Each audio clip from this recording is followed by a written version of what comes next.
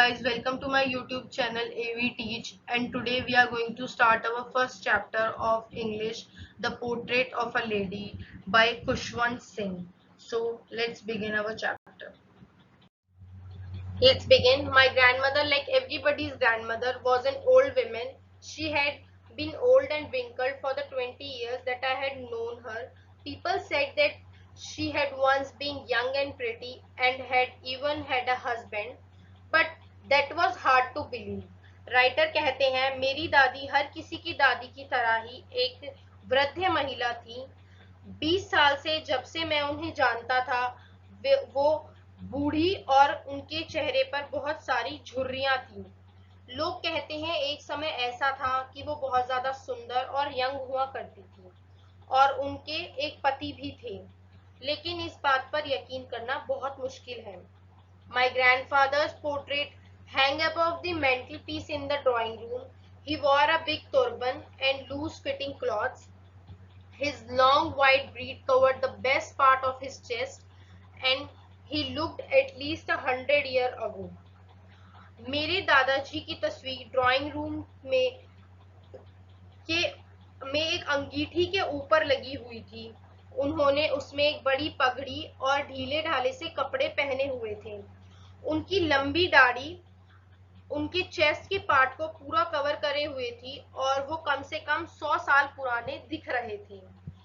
He didn't look the sort of person who would have a wife or a child. He looked as if he could only have lots and lots of grandchilds.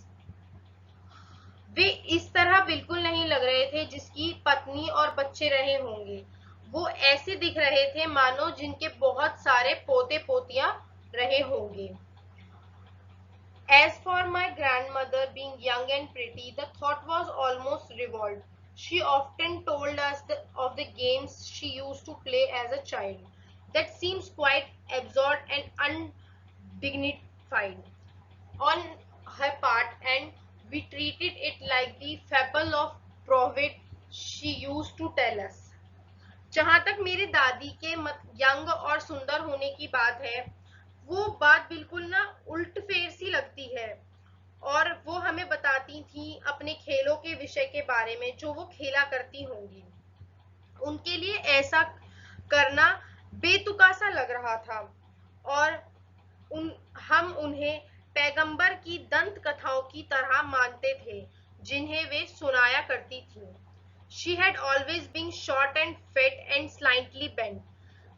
Her face was a crisscross of wrinkles running from everywhere to everywhere. No weaver curtain. She had always been as we had known her. अब वो कहते हैं कि उनकी दादी एक छोटे कद वाली मोटी और कुछ झुकी हुई सी थी। उनके चेहरे पर बहुत सारी झारियां थी जो इधर उधर सब जगह थी और हमें विश्वास नहीं था जो हमें उन्हें देखा। वो हमें ऐसी ही लग रही थी। Old, so tidy, old that she could never have grown older, and had stayed at the same age for 20 years. She could never have been pretty, but she was always beautiful. Writer कहते हैं मेरी दादी बूढ़ी थी और वह इतनी बूढ़ी थी कि वो इससे ज़्यादा बूढ़ी नहीं हो सकती थी और वो उनको 20 साल से उसी अवस्था में देख रहे थे। वो कहते हैं वो कभी सुंदर नहीं रही होंगी, लेकिन वो हमेशा से सुंदर थी। यहाँ पे वो प्रिटी और ब्यूटीफुल दो वर्ड्स यूज कर रहे हैं जिनका मतलब अलग अलग है। यहाँ पे प्रिटी मतलब बाहर की सुंदरता और ब्यूटीफुल मतलब अंतरात्मा की सुंदरता। She hobbled about the house in spotless white with one hand resting on her waist to balance her stoop and the other telling the beads of her rosary. अब वो सफेद रहित धब्बेदार कपड़े पहना करती थी और अपने कुबड़ को संतुलित करने के लिए एक हाथ कमर पर रखती थी और दूसरे हाथ से माला फिराते हुए घर में इधर उधर घुमा करती थी। Her silver locked were scattered untidily over her pale stuccoed face and her lips constantly moving in an inaudible prayer. Yes, she was beautiful. अब वो कहते हैं उनके चांद जैसे बाल उनके पीले झुर्रियों वाले चेहरे पर बेतुके तरीके से इधर उधर फैले हुए थे और वो अपने होठों से प्रेयर्स बड़बड़ाया करती थी। हाँ, वो सुंदर थी। She was like the winter landscape in the mountains, an expanse of pure white serenity, breathing peace and contentment. वो यहाँ पर अपनी दादी को विंटर के लैंडस्केप माउंटेन के सीन से कंपेयर करते हैं। My grandmother and I were good friends. My parents left me with her when they went to live in the city and we were constantly together. अब वो बताते हैं कि मैं और मेरी दादी बहुत अच्छे दोस्त थे। जब मेरे माता पिता मुझे उनके साथ छोड़ गए थे और खुद शहर चले गए थे, मैं जभी से उनके साथ हूँ। She used to wake up in the morning and get me ready for school. She said her morning prayer in a monotonous sing song while she bathed and dressed me in a hope that I could listen and get to know it by heart. वो बताते हैं कि वो मुझे सुबह उठाती थी, तैयार करती थी स्कूल के लिए, मुझे अपने धार्मिक गाने सिखाती थी और वो मुझे तैयार करती थी ताकि मैं अपने धार्मिक वंदना से जुड़ा रहूं। I listened because I loved her voice but never bothered to learn it. Then she could fit me wooden slate which she had always washed and plastered with yellow chalk, a teeny earthen pink ink pot and a red pen, tied them all in a bundle and handed to me. मैं उनकी जो वो prayer सिखाती थी वो मैं सिर्फ इसलिए सुनता था क्योंकि मुझे उनकी आवाज़ बहुत अच्छी लगती थी। वो कहते हैं कि मेरी दादी मेरी स्लेट को धोकर पीले चॉक से लेप दिया करती थी और एक छोटी सी मिट्टी दवात और लाल रंग की कलम निकाल कर लाती और उन सबको एक साथ बांध दिया करती थी। After a breakfast of a thick stale chapati with a little butter and sugar spread on it, we went to school. She carried several stale chapatis with her for the village dogs. सुबह का नाश्ता भारी होने के बाद बासी रोटी में जरा सा मक्खन, शक्कर, रोटी और फिर रोटी को लेकर हम चले जाते थे गांव के कुत्तों को देने के लिए। अपने साथ कई बासी रोटी भी ले जाया करते थे। My grandmother always went to school with me because the school was attached to the temple. The priest taught us the alphabet and the morning prayer, while the children sat in the row on either side of the veranda singing the alphabets on the prayer in a chorus. But my grandmother sat inside reading the scriptures. वो बताते हैं मेरी दादी हमेशा मेरे साथ school जाया करती थी क्योंकि मंदिर से स्कूल जुड़ा हुआ था। पुजारी हमें वर्णमाला और वंदना सिखाते थे। बच्चे जिस समय बरामदे में बैठकर वर्णमाला और वंदना एक स्वर में गाते थे, मेरी दादी अंदर बैठकर धार्मिक पुस्तकें पढ़ा करती थी। When we have both finished, we would walk back together. This time the village dogs would meet us at the temple door. They followed us to our home, grooming and fighting with each other for the chapatis we threw to them. अब वो कहते हैं कि जब हम दोनों का काम पूरा हो जाता था तब हम दोनों साथ में घर वापस आते थे और आते टाइम वहाँ के कुत्ते भी हमारे पीछे पीछे आ जाते थे जो रोटियों के लिए घुर्राते और एक दूसरे से लड़ते हुए हमारा पीछा करते करते हमारे घर तक आ जाते थे। When my parents were comfortably settled in the city, they sent for us. That was a turning point in our friendship. वो बताते हैं जब मेरे माता पिता शहर में बस गए थे तो उन्होंने हमें बुलवाया और ये हमारी मित्रता का बहुत ही महत्वपूर्ण मोड़ था। Although we shared the same room, my grandmother no longer come to school with me. I used to go an English school in a motor bus. There were no dogs in the street, and she took me to feeding sparrows in the courtyard of our city house. वो कहते हैं कि हम दोनों एक कमरे में तो रहते थे, लेकिन मेरी दादी अब मेरे साथ स्कूल नहीं आती थी और हम ज़्यादा समय भी साथ में नहीं बिता पाते थे। मैं अब अंग्रेजी स्कूल में जाता था तो मैं बस से जाया करता था। वहाँ गलियों में कुत्ते नहीं थे और शहर वाले घर के आंगन में ही दादी चिड़ियाओं को चुगाना शुरू कर दिया था। As the year rolled by, we saw less of each other. For some time, she continued to walk me up and get ready for school. When I came back, she would ask me what the teacher had taught me. जैसे जैसे समय बीतता गया, एक दूसरे से मिलना कम हो गया और कुछ समय तक उन्होंने मुझे स्कूल के लिए तैयार करा और जैसे कि वो मुझे पहले भेजा करती थी वैसे ही भेजा। जब मैं वापस आता तो वो मुझसे पूछती कि अध्यापक ने क्या पढ़ाया था। I would tell her English words and little things of Western science and learning, the law of gravitation, Archimedes' principles, the world being round, etc. This made her unhappy.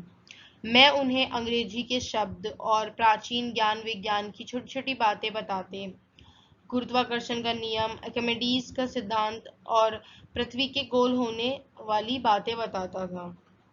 वो इससे बहुत अप्रसन्न होती थीं। She could not help me with my lessons. She didn't believe in the things that taught at the English school and was disturbed that there is no teaching about God and sculptures. वो मेरे पाठों में मदद नहीं कर पाती थी। जो चीज़ें स्कूल में पढ़ाई जाती थी वह उन पर विश्वास नहीं करती थी और इन बातों से परेशान होती थी कि स्कूल में धार्मिक ग्रंथों के बारे में नहीं सिखाया जाता। To her music had Lord association. It was the monotony of harlot and beggar and not meant for gentle folk. She said nothing, but her silence meant disapproval. She rarely talked to me after that. उनके अनुसार संगीत का संबंध अशोभनीय चीजों से है। इस पर वेश्याओं और भिखारियों का एकाधिकार था और वे भले लोगों के लिए नहीं था। उन्होंने कुछ नहीं कहा, लेकिन उनकी चुप्पी ने मुझे बता दिया कि वो मेरी बातों से असहमत हैं। उसके बाद उनसे मेरी बातचीत बहुत कम हो गई थी। When I went to the university, I was given a room of my own. The common link of friendship was snapped. जब मैं विश्वविद्यालय पहुंचा तो मुझे अलग कमरा दे दिया गया और ये हमारी मित्रता को तोड़ दिया था। My grandmother accepted her solution and resignation. She rarely left the spinning wheel to walk to anyone. From sunrise to sunset, she sat by her wheel spinning and reciting prayer. मेरी दादी ने अपने एकावास व्यक्तित्व भाव से स्वीकार कर लिया था। वह किसी से बात करने के लिए चरखा काटना शायद ही कभी छोड़ती थी और सूर्योदय से सूर्यास्त तक चरखा काटती और अपनी प्रेयर गाती रहती थी। Only in the afternoon she relaxed for a while to feed the sparrow while she sat in the veranda breaking the bread into small bites. Hundreds of little birds collected round her, creating a veritable bedlam of creeping. केवल दोपहर में ही वो चिड़ियाओं को दाना चुगाने के लिए कुछ समय के लिए आराम करती। जब वे बरामदे में बैठकर रोटी के छोटे छोटे टुकड़े करती तो सैकड़ों छोटी छोटी चिड़िया उनके चारों ओर इकट्ठा हो जाती और चींची करके सारे घर को पागल खाना बना देती थी। Some came and perched on her legs, other on her shoulders, some even sat in on her head. She smiled, but she smiled but never showed them away. It used to be the happiest half hour of her day for her. कुछ आकर उनकी टांगों पर बैठ जाती, कुछ उनके कंधों पर बैठ जाती, वो मुस्कुराती रहती लेकिन उन्हें कभी नहीं भगाती। ये आधा घंटा उनके लिए सारे दिन का सबसे आनंदमय व्यक्त होता था। When I decided to go to abroad for further studies, I was sure my grandmother would be upset. I would be away for 5 years, and at her age, one could never tell. But my grandmother could. जब मैंने आगे की पढ़ाई के लिए विदेश जाने का फैसला किया, तो मुझे यकीन था कि मेरी दादी परेशान हो जाएगी। मुझे 5 साल के लिए दूर रखना और उनकी अवस्था में कोई विश्वास नहीं कर सकता था, लेकिन मेरी दादी बता सकती थी। She was not very even sentimental. She came to leave me at the railway station, but she didn't talk or show any emotion. Her lips moved in a prayer. Her mind was lost in prayer. Her fingers were busy telling the beads of rosary. यहाँ तक कि वो मुझे railway station तक छोड़ने आई, लेकिन उन्होंने मुझसे एक शब्द भी नहीं कहा और ना ही अपना कोई भाव मुझे दिखाया। उनके होठ प्रार्थना करते समय हिलते रहे, उनका मन प्रार्थना में ही खोया रहा, उनकी उंगलियां अपनी माला फिराती रही। Silently she kissed my forehead, and even I left, I kissed the moist imprint as perhaps the last sign of physical contact between us. चुपचाप उन्होंने मेरे माथे पर प्यार किया और इस भीगी छाप को मैंने अपने मध्य भौतिक संबंध की अंतिम निशानी मानकर मन में संजोए रखा। But that was not so far. After 5 years, I came back home and was met by her at the station. She didn't look a day older. वो कहते हैं, परंतु ऐसा नहीं था। 5 साल के बाद जब मैं घर वापस आया और उनसे स्टेशन पर मुलाकात की, वो एक दिन भी अधिक बूढ़ी नहीं दिख रही थी। She still have no time for words, and while she crisped me in her arm, I would hear her reciting her prayer. Even on the first day of my arrival, her happiest movements were with her sparrows, whom she fed longer with frigorous rebuks. उनके पास अभी भी कुछ कहने के लिए वक्त नहीं था और जब उन्होंने मुझे अपनी बाहों में लिया, तब मैं उन्हें प्रार्थना गाते हुए सुन सकता था। फिर भी मेरे आगमन के एक दिन पहले भी उसके सबसे अधिक खुशी के पल चिड़ियाओं के साथ ही थे, जिनको वे पहले से काफी देर तक प्यार करा करती थी। The next in the evening, a change came over. She didn't pray. She collected the women of the neighborhood, got an old drum, and started singing. For several hours, she thumped the sagging skin of the dilapidated drum and sang for the homecoming of warriors. उनमें एक प्राकृतिक आ गई थी। उन्होंने प्रार्थना नहीं की, उन्होंने पड़ोसी औरतों को इकट्ठा कर एक पुरानी ढोलक लेकर गाना आरंभ कर दिया। वो घंटों तक गुजर धोती की ढीली ढाली चमकनी को पतली पिटलती रही तथा योद्धाओं के घर वापस आने के गीत गाती रही।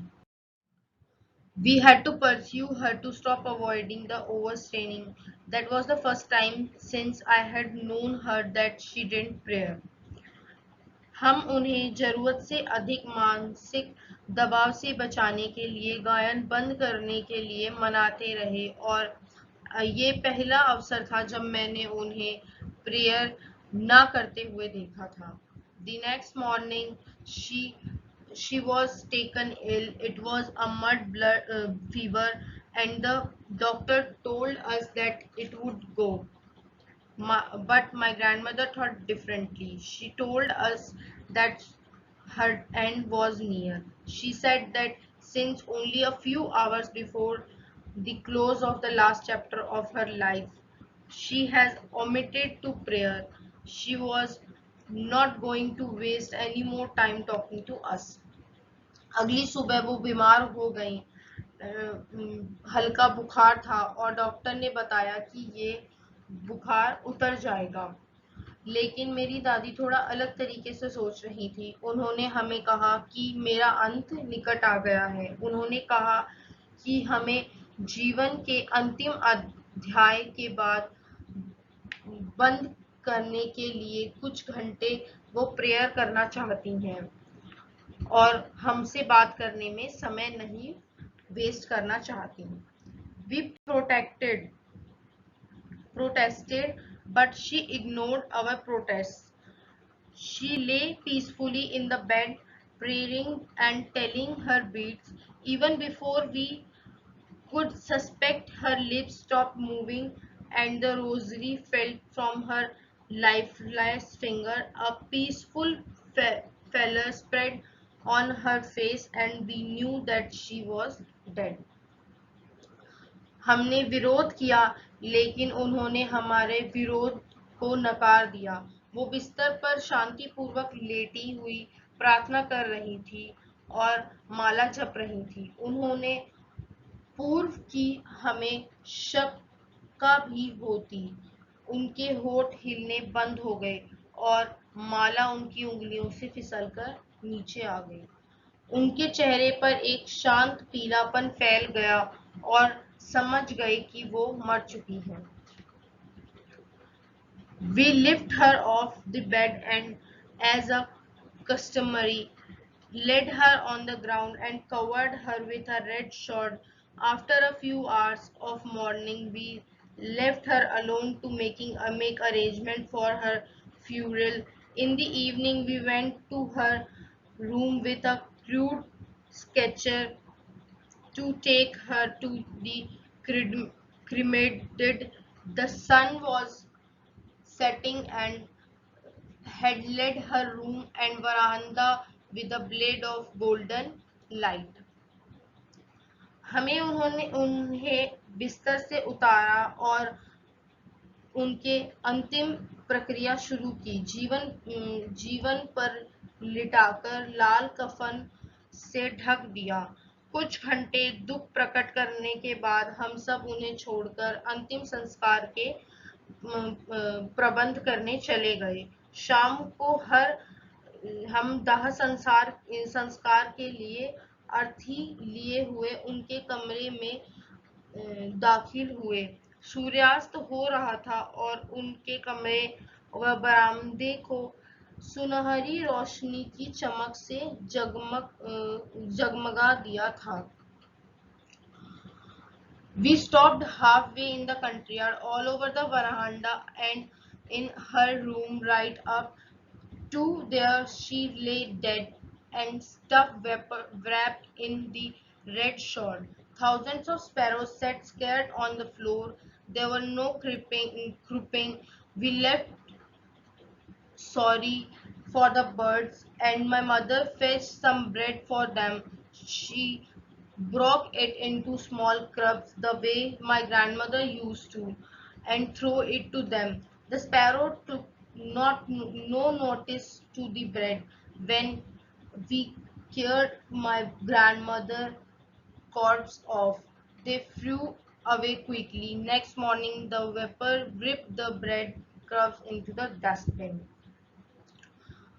फिर हम आंगन के बीच में ही रुक गए, पूरा बरामदे और उनके कमरे में, ठीक वहां तक जहां तक कफिन में ढकी हुई उनकी शरीर तक चिड़ियाएं आ चुकी थीं और वो पूरे बरामदे में और उनके कमरे के सामने बैठ गईं। कोई चहचहाहट नहीं। हमें चिड़िया के लिए दुख महसूस हुआ और मेरी माँ ने उनके लिए रोटी ले आई। उन्होंने जैसे ही दादी के जैसे रोटियां तोड़कर उन्हें डाल दी, पर चिड़ियाओं ने उन रोटियों पर कोई ध्यान नहीं दिया। जब हम अपनी दादी का शव लेकर चले, वो फुर से उड़ गईं। अगले दिन सुबह जमादार ने रोटियों के टुकड़ों को इकट्ठा कर कर कूड़ेदान में डाल दिया। सो गाइज, ये था हमारा chapter the portrait of a lady. Let's discuss the question answers. The first question is the three phase of the author's relationship with his grandmother before he left the country to study. इसमें first stage थी उनकी कि जब वो उनके parents उन्हें वहाँ छोड़ के गए थे उनकी दादी के पास, और खाना खिलाती थी उनकी दादी, सुबह उठाती थी और स्कूल के लिए लेके जाती थी, पढ़ाती थी। द सेकेंड वन इज कि जब वो इंग्लिश स्कूल जाने लग गए थे, उनका उनकी दादी से मिलना जुलना कम हो गया था, उनकी दादी उन्हें कोई हेल्प नहीं कर पा रही थी पढ़ने में। और द थर्ड वन इज कि जब वो अपनी यूनिवर्सिटी चले गए थे और उन्हें सेपरेट रूम मिल गया था, तो उनकी दादी अपनी प्रेयर में ही खो गई थी और अपनी माला को ही फिराती रहती थी। The second question is three reasons why the author's mother was disturbed when he started going to the city school. अब इसमें पूछा है कि ग्रैंड मदर कैसे डिस्टर्ब हुई थी जब वो सिटी के स्कूल जाने लग गए थे। The author was not taught about gods and sculptures in the city school. City के स्कूल में धार्मिक ग्रंथों के बारे में बिल्कुल नहीं पढ़ाया जाता था। Second, the author was given music lessons in the school. The grandmother thought that music had lived the association. और फिर दूसरा पॉइंट है, वहां पर उन्हें म्यूजिक लेसन्स दिए जाते थे। और फिर शास्त्रीय संगीत नहीं सिखाया जाता था। थर्ड पॉइंट है, the author get very little time to spend along with her grandmother. She couldn't longer accompany him to school as he went in a motor bus. She become unhappy when teacher taught him English words like things like Western science and learning, law, gravitational, etc. अब वो कहते हैं कि मैं बहुत कम time spend कर पाते थे वो अपनी दादी के साथ, और अब फिर वो जब वो इंग्लिश स्कूल में आ गए थे तो वो बस से जाने लग गए थे। इससे उनकी दादी बहुत ज़्यादा दुखी थी, और जो उन्हें स्कूल में इंग्लिश वर्ड सिखाए जाते थे उनसे भी वो बहुत दुखी थी। The third question is the third way in which the author's grandmother spent her days after he grew. इसका फर्स्ट पॉइंट है, the author grew up in his city life. His grandmother accepted his schoolism with resignation. She left her spinning wheel to everyone. She used to spend her days by sitting near her wheel spinning. अब जो उनकी grandmother थी वो पूरे दिन अपने उस spinning wheel पर बैठी रहती थी, और किसी से बात करने के लिए भी वो नहीं उठती थी वहां से। Second point है, she would never relieve a little bit in the afternoon while feeding crumbs to the sparrows. वो सिर्फ दोपहर में चिड़ियाओं को दाना देने के लिए ही उठा करती थी। थर्ड पॉइंट है, her lips always be troubly in reciting prayer and her fingers were busy telling the beads of her rosary. उनकी मुंह हमेशा से ही प्रेयर्स को बड़बड़ाता रहता था, और उनके हाथ माला को ही जपते रहते थे। The fourth question is the odd way in which the author's grandmother behaved just before she died. अब अब जो ग्रैंडमदर थी उन्होंने प्रेयर करना छोड़ दिया था। शी कलेक्टेड द वुमेन्स, उन्होंने नियर बाय की वुमेन्स को कलेक्ट किया था, ड्रम बजा रही थी और वॉरियर्स के लिए गाना गा रही थी। She was an old, that was the old way, जैसे उन्होंने बिहेव किया जैसा वो कभी नहीं करती थी।